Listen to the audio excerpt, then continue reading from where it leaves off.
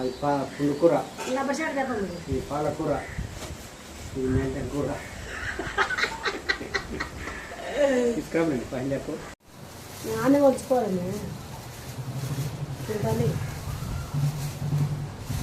చెప్పమ్మా. నేను ఇక్కడే ఉండాలండి. నేనేం చేసిన మరి ఇప్పమని చెప్పినా చెప్పు. ఫ్రెండ్స్ ఇది నా కోసమే. ఇదేం కూరమ్మా? మెంతం కూర. ఇది మెంతం కూర, ఇది పాలకూర, ఇది పుండుకూరలో కొద్దిగా వేసి ఇది పుండుకూర. కొద్దిగా పుండుకూర వేసుకుని